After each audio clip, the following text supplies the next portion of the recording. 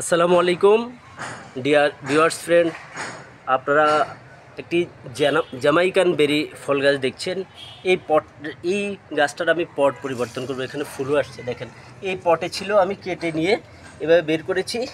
আর এখানে কিছু মাটি আমি তৈরি করেছি, যেটার সাথে ব্যবহৃত চা পাতা, শুকনো চা পাতা, ডিমের খোসার চূর্ণ এবং কিছু কলার খোসার চূর্ণ মিক্স করেছি এবং হালকা কিছু হলুদের গুঁড়া দিয়েছি।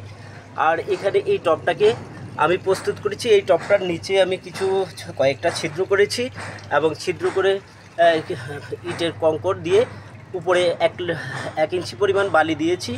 বালি দিয়ে আমি টবটাকে প্রস্তুত করেছি। এখন আমি এই গাছটা যে দেখছেন, এই গাছটাকে আমি সোজা এখান থেকে এইভাবে আমি এখানে বসিয়ে দিলাম। দেখুন, বসিয়ে এখন এখানে যে মাটিগুলা, এগুলোর চারপাশে আমি পর্যায়ক্রমে এইভাবে দিয়ে দিব এবং পরবর্তীতে এখান থেকে যে পানি, গাছে একটু পানি দিব আমরা, গোড়াগুলার মাটিগুলো যেন ভিজে যায়।